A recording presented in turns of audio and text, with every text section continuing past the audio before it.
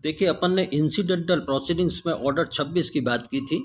अब इसी incidental proceedings में अपन ऑर्डर 22 की बात करते हैं। Death, marriage and insolvency of parties, पक्षकारों की मृत्यु, उनका विवाह और उनका दिवाला हो जाना। ऑर्डर 22 रूल 1 की बात करते हैं।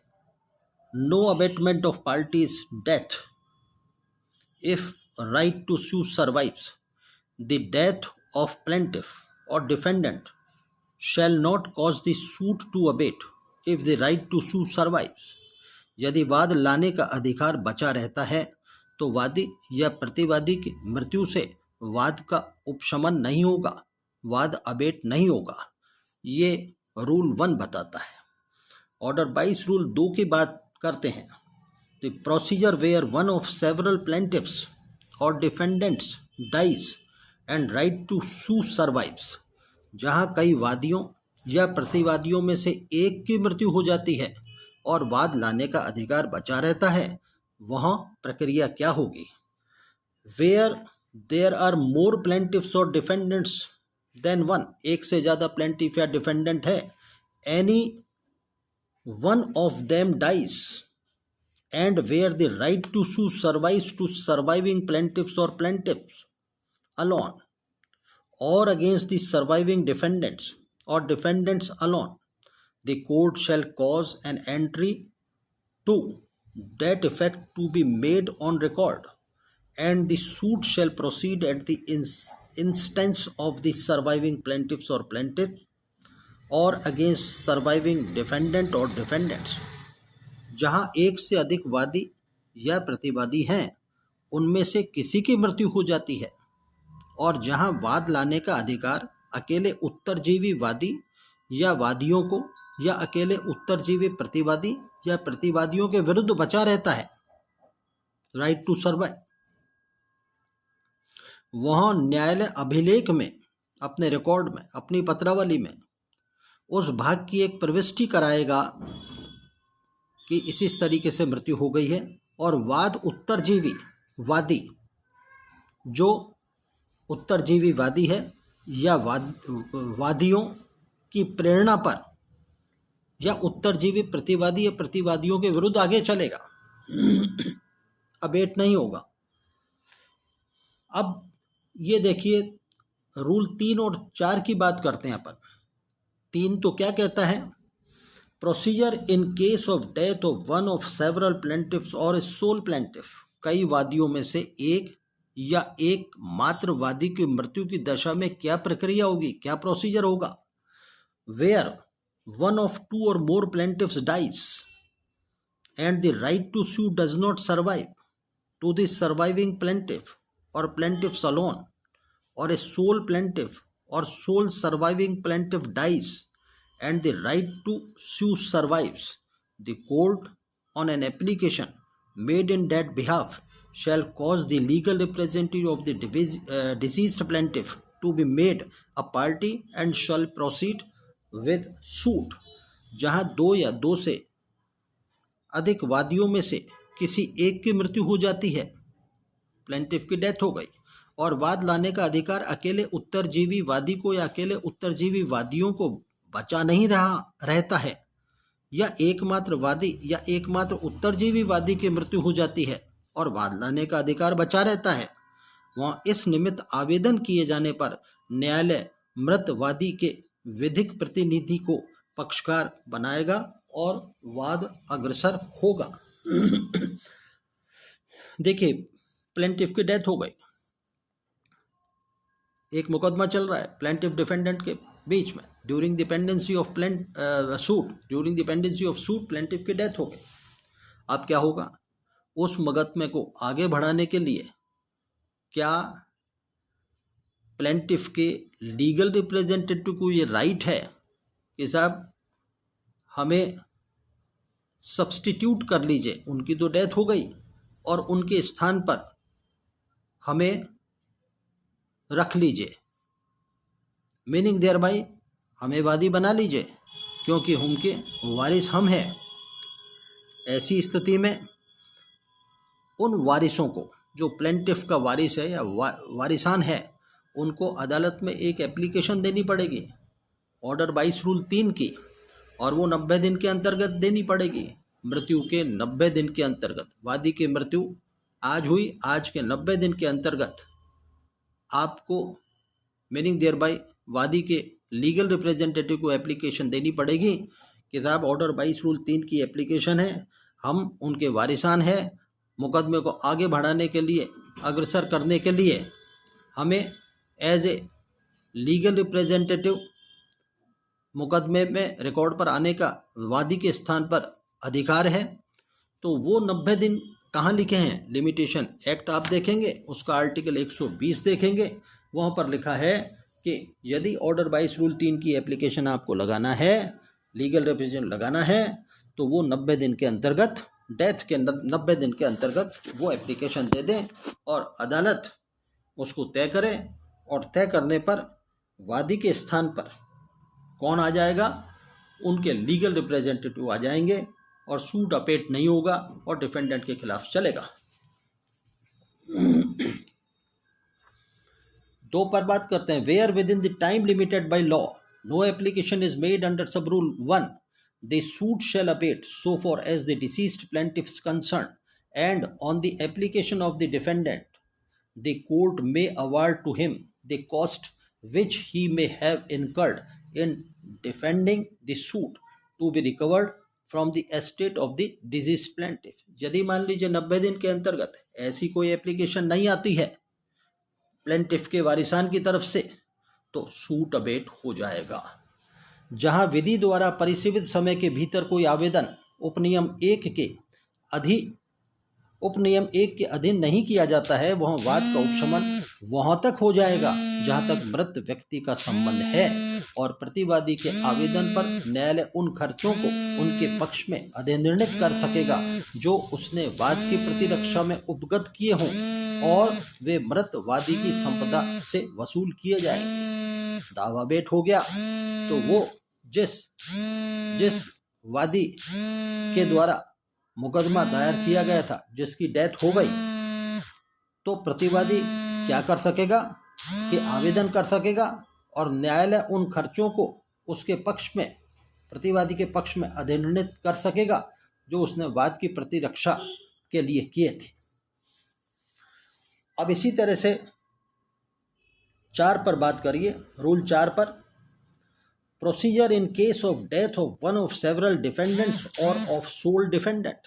देखिए, पहले तो अपन ने 3 पर तो बात की थी प्लेंटिफ की डेथ पर, अब इस पर बात करते हैं। 4 जो रूल है, ये सब रूल जो है, रूल जो है वो ये कहता है कि यदि डिफेंडेंट की डेथ हो जाए तो क्या होगा? डिफेंडेंट की डेथ हो जाए तो समस्या ये आ जाती है कि डिफेंडेंट की तो डेथ हो गई, डिक्री किसके खिलाफ लेंगे? अब तब भी वादी एप्लीकेशन देगा और ये कहेगा कि साहब इसी तरह से डेथ हो गई, और प्रतिवादी के लीगल रिप्रेजेंटेटिव को वो रिकॉर्ड पर लाएगा, अदरवाइज उसका दावा अबेट हो जाएगा। देखिए, where one of 2 or more defendant dies and the right to sue does not survive against the surviving defendant or defendants alone, or a sole defendant or sole surviving defendant dies and the right to sue survives, the court on an application made in that behalf shall cause the legal representative of the deceased defendant to be made a party and shall proceed with the suit।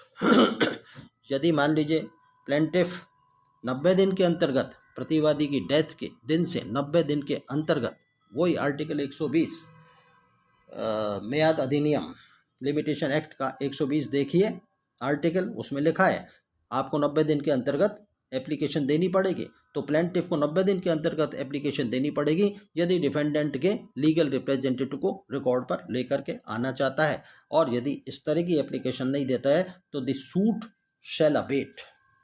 Any person who made a party may make any defense appropriate to his character as legal representative of the deceased defendant। इस प्रकार पक्षकार बनाया गया कोई भी व्यक्ति जो मृत प्रतिवादी के विधिक प्रतिनिधि के नाते अपनी हैसियत के लिए समुचित प्रतिरक्षा कर सकेगा। यदि वो आ जाता है रिकॉर्ड पर तो समुचित प्रतिरक्षा अपनी कर सकेगा वो defence. where within the time limited by law no application is made under sub rule 1, the suit shall abate as against the deceased defendant. यदि इस तरह का एप्लीकेशन प्लेंटिफ की तरफ से नहीं आती है 90 दिन के अंतर्गत, तो डिफेंडेंट के डिसीज डिफेंडेंट के खिलाफ जो है क्या सूट अबेट हो जाएगा, प्लेंटिफ का सूट अबेट हो जाएगा। सब रूल 4 की बात करिए।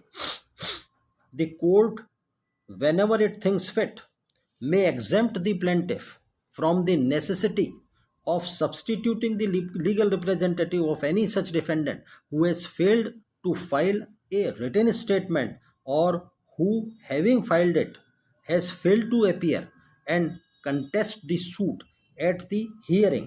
The judgment may in such case be pronounced against the said defendant notwithstanding the death of such defendant and shall have the same force and effect as if it has been pronounced before death took place। देखिए क्या कहता है ये, जहां कभी न्यायालय ठीक समझे वादी को किसी ऐसे प्रतिवादी के जो लिखित कथन फाइल करने में असफल रहा है। देखिए दावा हुआ, वादी ने प्रतिवादी के खिलाफ किया और प्रतिवादी ने किसी भी तरह का अपना जवाब दावा पेश नहीं किया, या जो उसे फाइल कर देने पर या पेश कर दिया है, लेकिन वो सुनवाई के समय अपीयर नहीं हुआ। कौन? प्रतिवादी है। सुनवाई के समय उपसंजात अपीयर होने में और प्रतिवाद करने में असफल रहा, अपनी रक्षा करने में असफल रहा। दो बातें हैं, रिटन स्टेटमेंट जवाब दावा उस डिफेंडेंट ने पेश ही नहीं किया, या पेश किया तो सुनवाई के समय वो आया नहीं, उपसंजात नहीं हुआ और अपना डिफेंस नहीं किया, उसने असफल रहा।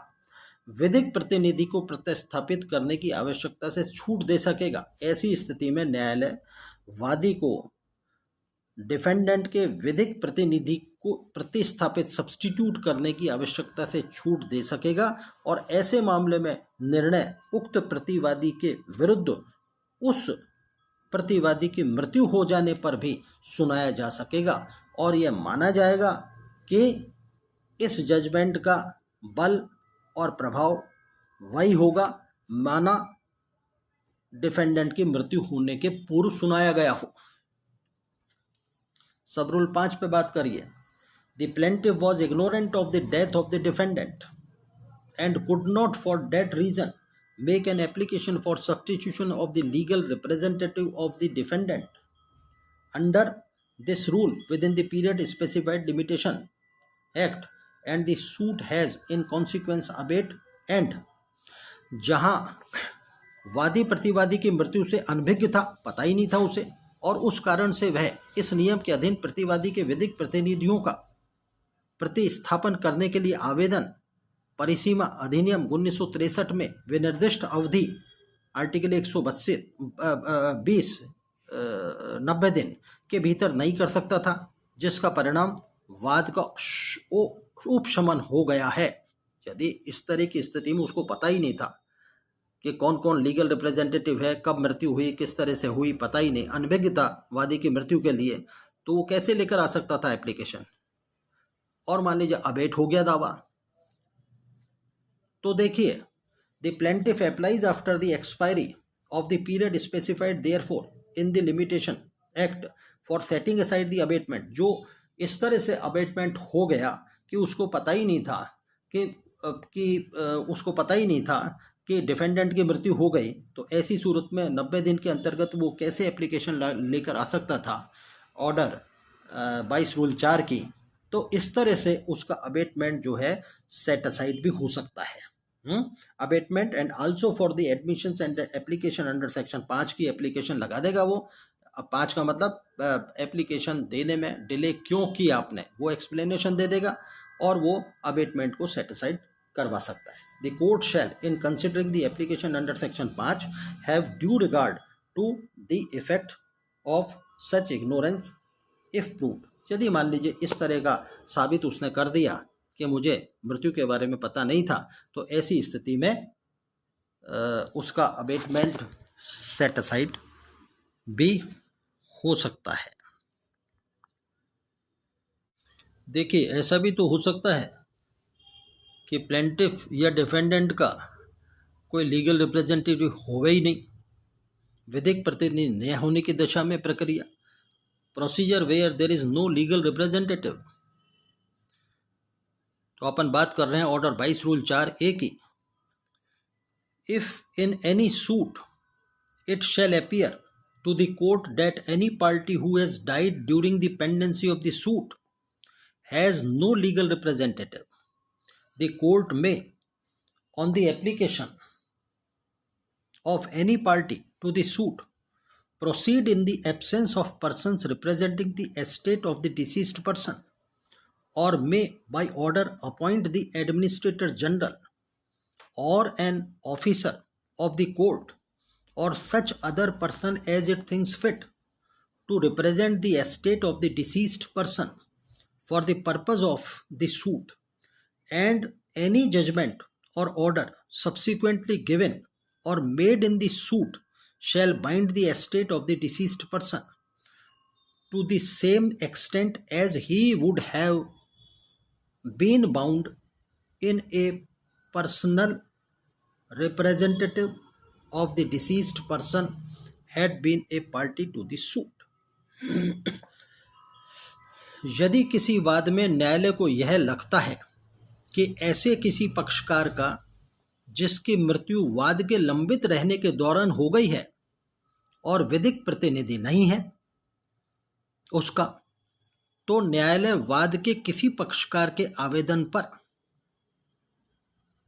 मृत व्यक्ति की संपदा का प्रतिनिधित्व करने वाले व्यक्ति की अनुपस्थिति में कार्यवाही कर सकेगा, या आदेश द्वारा महाप्रशासक या न्यायालय के किसी अधिकारी या किसी ऐसे अन्य व्यक्ति को जिसको वह मृत व्यक्ति की संपदा का प्रतिनिधित्व करने के लिए ठीक समझता है वाद के प्रयोजन के लिए नियुक्त कर सकेगा, और वाद में तत्पश्चात दिया गया कोई निर्णय या किया गया कोई आदेश मृत व्यक्ति की संपदा को उसी सीमा तक आबद्ध करेगा जितना कि वह तब करता जब मृत व्यक्ति का निजी प्रतिनिधि वाद में पक्षकार रहा होता।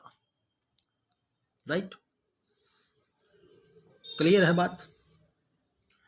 Before making an order under this rule the court, ये 4K के तहत कोई आदेश जारी कोर्ट जो करेगा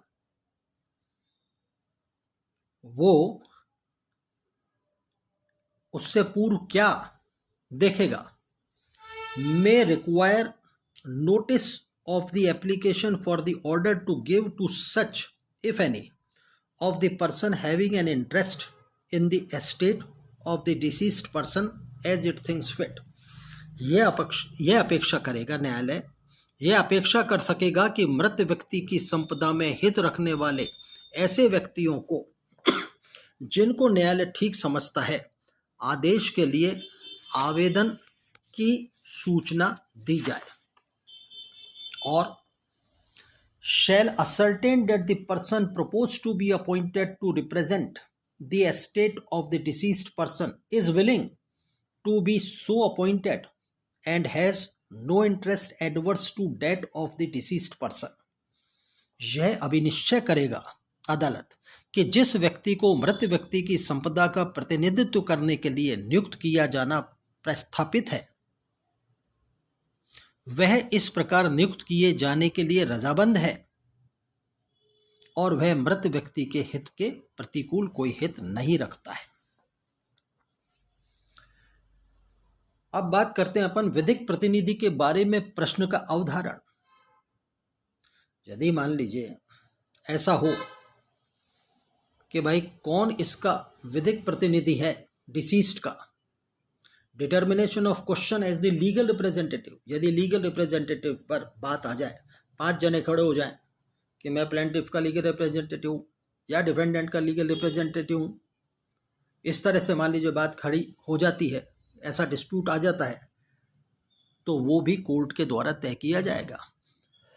determination of question of the legal representative where a question 5 पर बात कर रहे हैं, order 22 rule 5, where a question arises as to whether any person is or is not legal representative of deceased plaintiff or a deceased defendant, such question shall be determined by the court.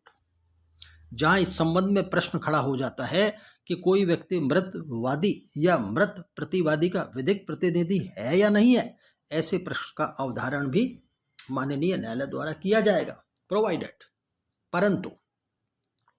परंतु जहां ऐसा प्रश्न appeal न्यायालय के समक्ष उद्बोध होता है, भाई डिक्री की अपील हो गई, अपील चल रही है, तो अपील न्यायालय के समक्ष इस तरह की स्थिति आती है, वहां वह न्यायालय प्रश्न का अवधारण करने के पूर्व किसी अधीनस्थ न्यायालय को यह निर्देश दे सकेगा कि वह उस प्रश्न का विचारण करे और अभिलेखों को, जो ऐसे विचारण के समय अभिलिखित किए गए साक्ष्य के यदि कोई हो, अपने निष्कर्ष के और उसके कारणों के साथ वापस करे और अपील न्यायालय उस प्रश्न का अवधारण करने में उन्हें ध्यान में रखेगा। अपीलीय न्यायालय में इस तरह का प्रश्न खड़ा हो गया कि whether you are legal representative और नॉट ऑफ डिसीज्ड प्लेंटिफ और डिफेंडेंट, तो इस तरह की स्थिति में अपीलीय न्यायालय क्या कर सकेगा, अपने अधीनस्थ न्यायालय को इस प्रश्न को दे देगा और वहाँ जो भी जिस भी तरह से वो तय होगा वो तमाम चीज़ें जो है फिर अपीलेट न्यायालय को भेज देगा। प्रोवाइडेड दैट, समझिए, वेयर सच क्वेश्चन अराइजेस, कौन सा क्वेश्चन, कि लीगल रिप्रेजेंटेटिव के बारे में कोई शक शुबा हो जाए, आप हैं या नहीं हैं, where such question arises before an appellate court, that court में before determining the question whether you are representative, legal representative or not, direct any subordinate court to try the question and to return the records together with evidence, if any, recalled at such trial, its findings and reasons therefore, and the appellate court may take the same into consideration in determining the question. Right? No abatement by reason of death after hearing, 6 पर बात करिए, rule 6 22(6), no abatement by reasons of death after hearing, सुनवाई के पश्चात मृत्यु हो जाने में उपशमन न होना। पूर्वगामी नियमों के किसी बात के होते हुए भी अभी तक जितना पड़ा है, चाहे वाद हेतु बचा है या ना बचा हो, सुनवाई की समाप्ति मतलब फाइनल आर्ग्यूमेंट हो गए और निर्णय के सुनाने के बीच वाला समय कंक्लूड कर दिया, सब कुछ हो गया, फाइनल आर्गूमेंट्स हो गया, अब निर्णय देना है, इसके बीच का समय, राइट, इसके बीच वाले समय में किसी भी पक्षकार की मृत्यु के कारण कोई भी उपशमन नहीं होगा, किंतु ऐसी दशा में मृत्यु हो जाने पर भी निर्णय सुनाया जा सकेगा और उसका वही बल और प्रभाव होगा मानो वह मृत्यु होने के पूर्व सुनाया गया हो।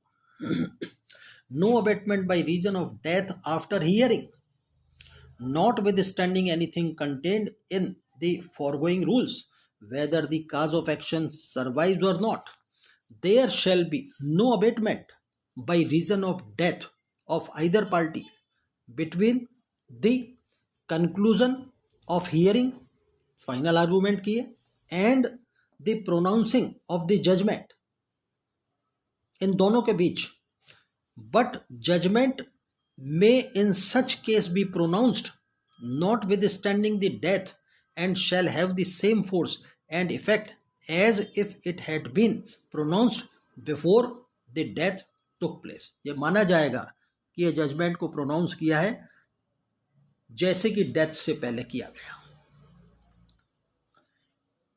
7 पर बात करिए, rule 7, suit not abetted bye marriage of female party, स्त्री पक्षकार के विवाह के कारण वाद का उपशमन न होगा। स्त्रीवादी या स्त्री प्रतिवादी का विवाह वाद का उपशमन नहीं करेगा, किंतु ऐसा हो जाने पर भी वाद निर्णय तक अग्रसर किया जा सकेगा और जहां स्त्री प्रतिवादी के विरुद्ध डिक्री है वहां वह उस अकेली के विरुद्ध निष्पादित की जा सकेगी। रूल 7 का सब rule 1, The marriage of a female plaintiff or defendant shall not cause the suit to abate. but the suit may notwithstanding be proceeded with the judgment, and where the decree is against the female defendant, it may be executed against her alone. सब rule 2 देखिए कि जहां पति अपनी पत्नी के ऋणों के लिए विधि द्वारा दायी है, जिम्मेदार है, वहां डिक्री न्यायालय की अनुज्ञा से पति के विरुद्ध भी निष्पादित की जा सकेगी और पत्नी के पक्ष में हुए निर्णय की दशा में डिक्री का निष्पादन उस दशा में जिसमें कि पति डिक्री की विषय वस्तु के लिए विधि द्वारा हकदार है, ऐसी अनुज्ञा से पति के आवेदन पर किया जा सकेगा।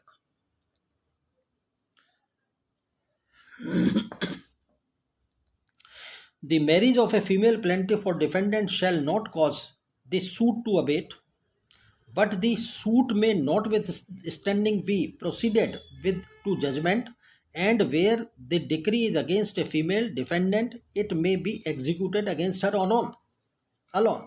ये बात की। सब रूल 2 की बात, where the husband is by law liable for the debts of his wife, the decree may, with the permission of the court, be executed against the husband also, right? And in case of judgment for the wife, execution of decree may, with such permission, be issued upon the application of the husband, where the husband is by law entitled to the subject matter of the decree.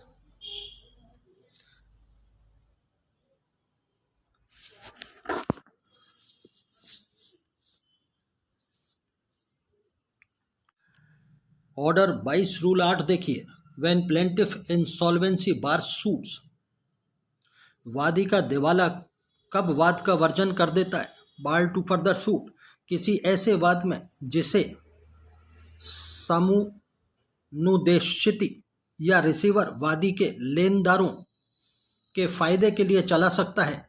वाद का उपशमन वादी के दिवाले से उस दशा में सिवाय नहीं होगा जिसमें कि ऐसा समुनुदेशिति या रिसीवर ऐसे वाद को चालू रखने से इनकार कर दे या उस वाद के खर्चों के लिए प्रतिभूति ऐसे समय के भीतर जो न्यायालय निर्दिष्ट करे देने से इनकार कर दे। When plaintiff's insolvency bar suits, the insolvency of a plaintiff in any suit which the assignee or receiver might maintain for the benefit of his creditors shall not cause the suit to abate,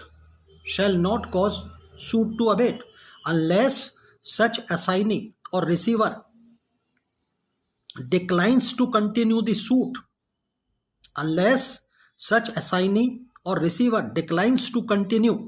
suit, or to give security for the cost thereof within such time as the court may direct.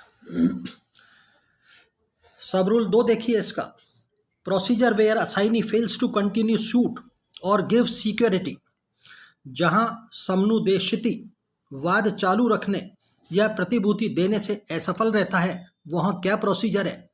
जहां समनुदेशिति या receiver वाद चालू रखने और ऐसे आदिष्ट समय के भीतर ऐसी प्रतिभूति देने की उपेक्षा करता है या देने से इनकार करता है, वहां प्रतिवादी वाद को वादी के दिवाले के आधार पर खारिज कराने के लिए आवेदन कर सकेगा और न्यायालय वाद को खारिज करने वाला और प्रतिवादी को वे खर्चे जिन्हें उसने अपनी प्रतिरक्षा करने में उपगत किया है अधिनिर्णित करने वाला आदेश कर सकेगा और ये खर्चे ऋण के तौर पर वादी संपदा के विरुद्ध साबित किए जाएंगे।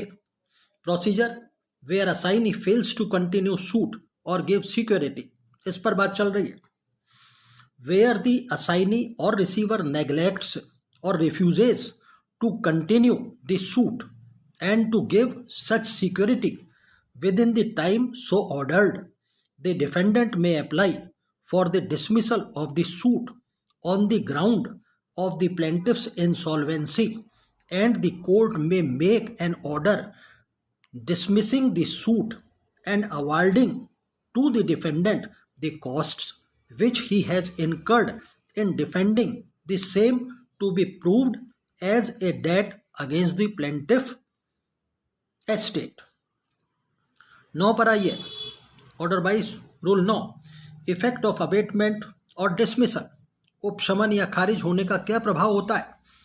जहां वाद का इस आदेश के अधीन उपशमन हो जाता है, ऑर्डर 22 के तहत अबेट हो जाता है या वह खारिज किया जाता है। जैसे अपन ने रूल 8 सब रूल 2 पर बात की, डिसमिस हो जाता है। जहां वाद इस आदेश के अधीन उपशमन हो जाता है या वह खारिज किया जाता है, वहां कोई भी नया वाद उसी वाद कारण या उसी वाद हेतु पर नहीं लाया जाएगा। Bar to further suit, where a suit abates or is dismissed under this order, no fresh suit shall be brought on the same cause of action. 9 का सब रूल 1 पढ़ा अपन ने। इसी तरह से रूल 9 का सब रूल 2 पढ़िए। वादी या मृतवादी का विधिक प्रतिनिधि होने का दावा करने वाला व्यक्ति या दिवालिया वादी की दशा में उसका समनुदेशित या रिसीवर उपशमन या खारिजी, अबेटमेंट या डिसमिस, अपास्त करने वाले आदेश के लिए, सेट असाइड करने वाले आदेश के लिए आवेदन कर सकेगा। और यदि यह साबित कर दिया जाता है कि वाद चालू रखने से वह किसी पर्याप्त हेतु से निवारित रहा था, तो न्यायालय खर्चे के बारे में ऐसे निबंधनों पर या अन्यथा जो वह ठीक समझे उपशमन या खारिजी को अपास्त, सेट असाइड करेगा। द प्लेंटिफ और the person claiming to be the legal representative of the deceased, plaintiff or the assignee or the receiver in the case of an insolvent plaintiff may apply for an order to set aside the abatement or dismissal, and if it is proved that he was prevented by any sufficient cause from continuing the suit, the court shall set aside the abatement or dismissal upon such terms and conditions as to cost or otherwise the court thinks fit. सब rule 3 पर आइए, 3 पर section 4 and 5 the provisions of limitation act 1963 shall apply to application under sub rule 2. अभी अपन ने जो सब rule 2 जो पढ़ा, सेट असाइड की बात जो अपन ने की कि अबेटमेंट और डिसमिसल सेट असाइड किया जा सकता है, इस पर सेक्शन 4 और 5 of the limitation act shall apply to application under sub rule 2. 4 क्या कहता है लिमिटेशन एक्ट का? Expiry of prescribed period when court is closed. 5 क्या कहता है? Extension of prescribed period in certain cases. तो ये 4 और 5 लिमिटेशन एक्ट के अप्लाई होंगे। एक्सप्लेनेशन की बात कर लीजिए। इस नियम की किसी बात का यह अर्थ नहीं लगाया जाएगा कि वह किसी पश्चातवर्तीवाद लेटर सूट में ऐसे तथ्यों पर आधारित प्रतिरक्षा का वर्जन करती है। अर्थ यह नहीं लगाया जाएगा कि जो लेटर सूट जो है ऐसे तथ्यों पर आधारित प्रतिरक्षा का वर्जन करती है। किसी पश्चातवर्ती वाद में ऐसे तथ्यों पर आधारित प्रतिरक्षा का वर्जन करती है जो उस वाद में वाद हेतुक बनते थे, जिसका इस आदेश के अधीन उपशमन हो गया है या जो खारिज कर दिया गया है। एक्सप्लेनेशन देखिए। Nothing in this rule shall be construed as barring in any later suit a defence based on the facts which constituted the cause of action in the suit which had abated or had been dismissed under this rule. Rule 10 पढ़िए, order 22 का। Procedure in case of assignment before final order in suit, वाद में अंतिम आदेश होने के पूर्व समनुदेशन की दशा में प्रक्रिया। वाद के लंबित रहने के दौरान किसी हित के समनुदेशन, सृजन या न्याय गमन की अन्य दशाओं में वाद न्यायालय की इजाजत से उस व्यक्ति द्वारा या उनके विरुद्ध चालू रखा जा सकेगा जिसको ऐसा हित प्राप्त या न्यायगत हुआ है। Procedure in case of assignment before final order in suit, in order In other cases of an assignment, creation, or devolution of any interest during the pendency of the suit, in any interest during the pendency of the suit may be live of the court be continued by or against the person to or upon whom such interest has come or devolved. सब rule 2 देखिए 10 का. The attachment of a decree pending an appeal therefrom shall be deemed to be an interest entitling the person who procured such attachment to the benefit of sub rule 1.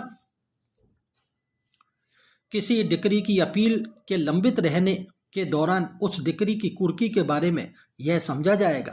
किसी decree की appeal के लंबित रहने के दौरान उस decree की कुर्की के बारे में यह समझा जाएगा कि वह ऐसा हित है जिससे वह व्यक्ति जिसने ऐसी कुर्की कराई थी उपनियम 1 का फायदा उठाने का हकदार हो गया है. 10A देखिए. Duty of pleader to communicate to court death of a party. न्यायालय को किसी पक्षकार की मृत्यु संसूचित करने के लिए प्लीडर का कर्तव्य. वाद में पक्षकार की ओर से उपसंजात होने वाले प्लीडर को, जो प्लीडर पक्षकार की तरफ से अपीयर हुआ है, जब कभी यह जानकारी प्राप्त हो कि उस पक्षकार की मृत्यु हो गई है तो वह न्यायालय को इसकी इतला देगा और तब न्यायालय ऐसी मृत्यु की सूचना दूसरे पक्षकार को देगा और इस प्रयोजन के लिए प्लीडर और मृत पक्षकार के बीच हुई संविदा अस्तित्व में मानी जाएगी. Whenever a pleader appearing for a party to the suit comes to know of the death of that party, he shall inform the court about it, and the court shall thereupon give notice of such death to the other party, and for this purpose the contract between the pleader and the deceased party shall be deemed to subsist. 11 देखिए. Application of order to appeals. आदेश का अपीलों को लागू होना. इस आदेश को अपीलों को लागू करने में जहां तक हो सके वादी शब्द के अंतर्गत अपीलार्थी, प्रतिवादी शब्द के अंतर्गत प्रत्यर्थी और वाद शब्द के अंतर्गत अपील समझी जाएगी. In the application of this order to appeals, so far as may be, the word plaintiff shall be held to include an appellant, the word defendant, a respondent, and the word suit, an appeal. 12 देखिए. Application of order to proceedings. Nothing in this rule, nothing in the rules 3, 4 and 8 shall apply to proceedings in execution of a decree or order. आदेश का कार्यवाहियों को लागू होना. जो अपन order 22 rule 3 देखा, 22 rule 4 देखा और 22 rule 8 की कोई भी बात किसी डिक्री या आदेश के निष्पादन की कार्यवाही को लागू नहीं होगी. अपन ने जो 3 देखा, अपन ने 3 क्या देखा? ऑर्डर 22 रूल 3 अपन ने क्या पढ़ा? ऑर्डर 22 रूल 3 पढ़ा. जब प्लेंटिफ की डेथ हो जाती है तो उसके लीगल रिप्रेजेंटेटिव सब्स्टिट्यूट हो सकते हैं. उनको 90 दिन के अंतर्गत एप्लीकेशन देनी होती है और ये कहना होता है कि we are legal representative of plaintiff और हम इस वाद को कंटिन्यू करना चाहते हैं. ये अपन ने 3 पढ़ा.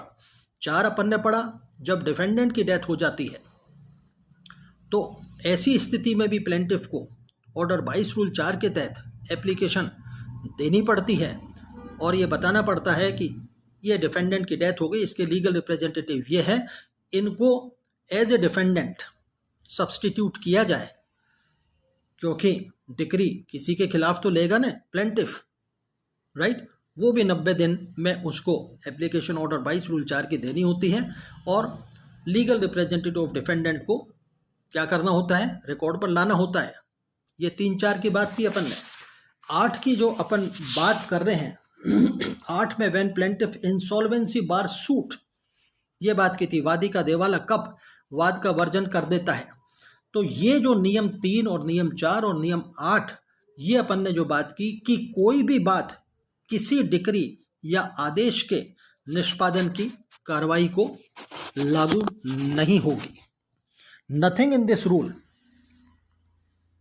3-4-8 shall apply to proceedings in execution of a decree or order। तो अपन ने बात क्या की, ऑर्डर 22 रूल 1 से लेकर अपन ने 12 तक बात की जो इंसिडेंटल प्रोसीडिंग्स है।